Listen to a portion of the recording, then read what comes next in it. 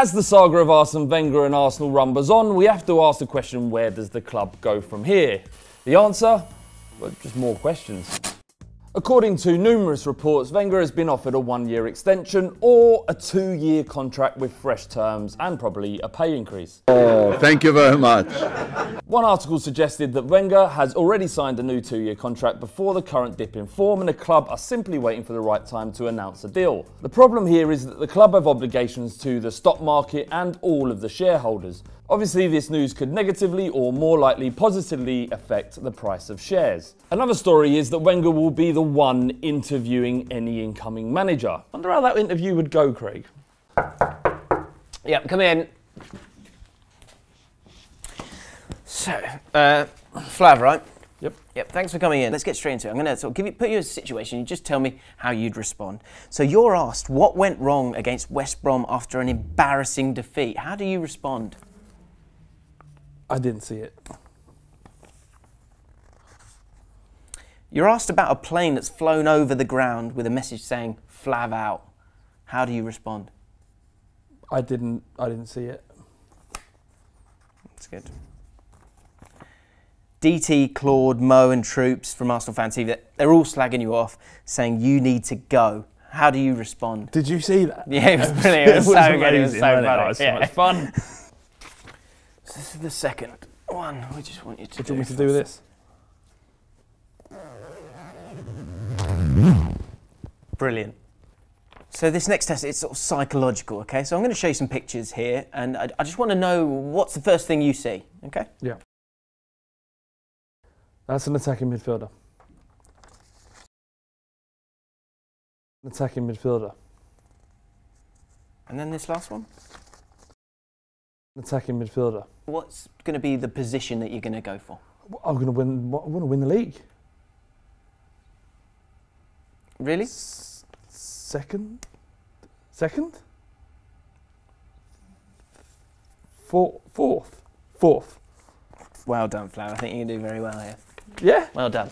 One thing that is likely to have an impact is the futures of Ozil and Sanchez. Contract talks with both are on hold until the summer as Arsenal try to fix what's left of their season. Now, Arsenal are currently 6th in the league table. In my opinion, this means that both are gone, which is a shame for Arsenal because both players are easily the most talented players in the squad. Bye-bye, top four. Bye-bye. So we've got some questions for you. Would you prefer Ozil and Sanchez to stay over Wenger? And if Wenger stays, can he mend the divide at the club? Or do you see the club asking Wenger to resign and help finding the new manager? Or is there something else entirely likely to happen? So England played Germany in Dortmund this week, and for us it was a preparation for an upcoming World Cup qualifier with Lithuania.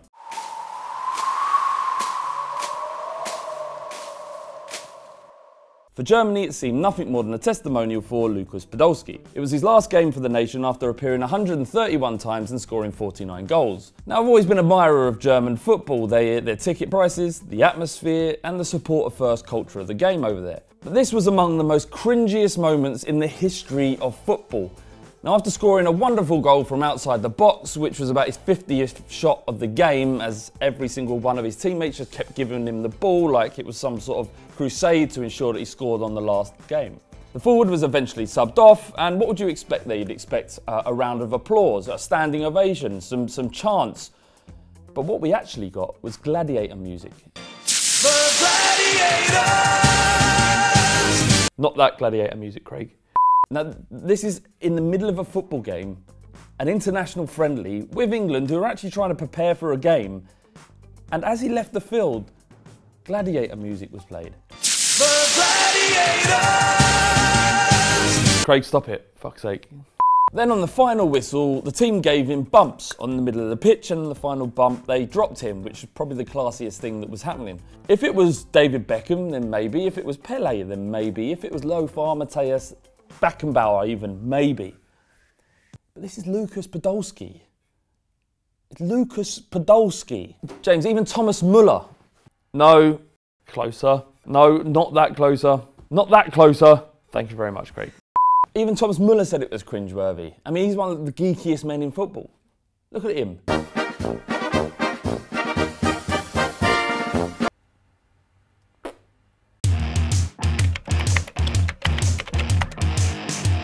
Top comments time, and we kick off with the most shocking comment I think I've ever seen. Hardik Vats. Flav is the most unbiased presenter, although he can be brutal in his banter. Well done, mate. Well, I think he's spot on. Give me an example, one example off the top of your dome. When have I been unbiased? When have I been biased to any club? Craig, cut it in. I feel horrible just being here, like having that as a backdrop. Whoever came up with this idea of the video needs shooting. It is those scumbags. If Watford hold on, that means more or less Arsenal's title dreams are over. When I'm mucking about, I muck about, but ultimately Your banter is brutal. I feel that? Yeah, exclamation mark, which I know you get annoyed about. Well, if it's more than one, yeah. Social Club, we were talking about Lukaku and his possible move away from Everton. Yeah. And we referred to the top 7 teams as the top 7, as a thing. This angered a few people. Yeah, it is not a thing. Well, we'll get on to that. Okay. Chris K, stop referring to it as top 7 just to please Everton fans. Yes. What, you agree this top 7 thing shouldn't be happening? Well, what does top 7 mean? Like, top 6 means you qualify for Europe. Top 7 doesn't mean anything. Nothing happens when you finish 7. Right, I see what you mean. But I think, isn't it generally seen as like that select group at the top of the league who have got the possible quality to be right at the top, be it 7th or 1st? Because Everton, they're on that way. If you look at the table, you can see that. Who finished 7th last year? I don't know. This is different. It's changed. But it used to be top 4, didn't it? Who finished 6th? Who finished 6th last year? I don't know. I can't remember. Right. Who finished 5th? 6th was Southampton. Why are you asking? Was it? Because it really doesn't matter. So 7th definitely doesn't matter. If you can't even remember who finished 7th or 6th, then 7th really doesn't matter. Okay. Well, let us know in the comments below. Do you think that we should be using that phrase now? Have Everton stepped into it? Are they one of the big teams competing for the major honours now? This season. Is there a top 7? Let us know in the comments below. This season, yeah. Sticking with Lukaku, Antonio Kante said, if Costa keeps flirting with China, Chelsea needs to use that money for Lukaku. Don't see a world where both of them are on the same team. Flav, what do you think? Well, I think it's a bit weird. What's weird? Diego Costa flirting. The idea of Diego Costa flirting for someone.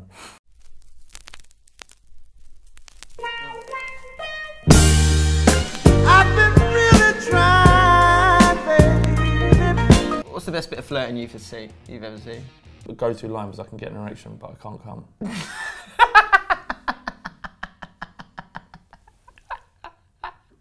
I'm not joking. What?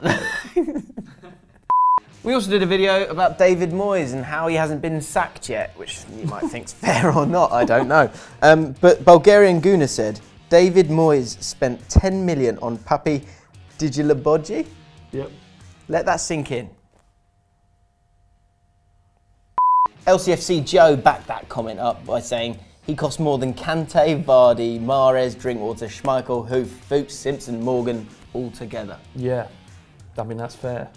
Which makes us think, and let us know in the comments below, who is that guy that you spent way too much money on? He was an absolute flop. Let us know in the comments. Sergei Rebrov.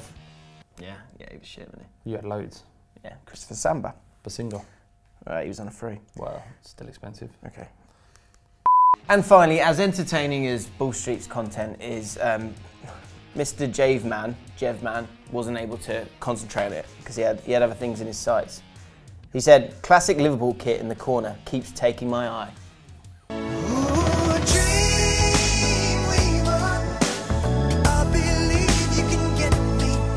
Which leads us to our final question of top comments, Flav. Which is, what is the greatest Premier League kit of all time?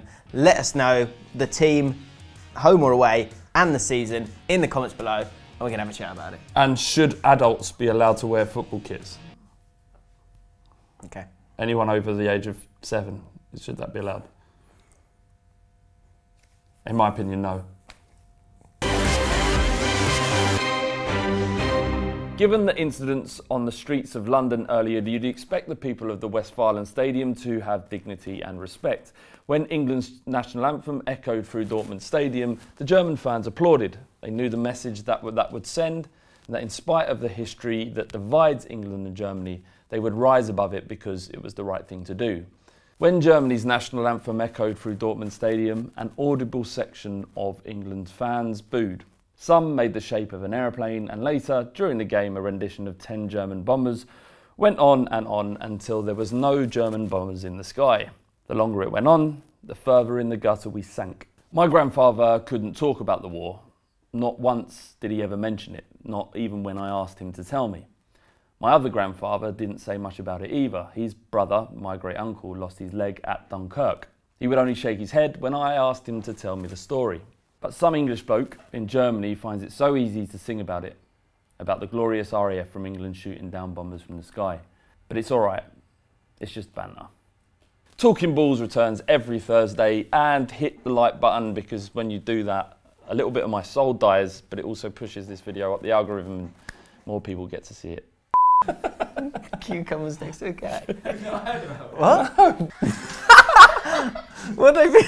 What the fuck? What do they think? They're snakes or something?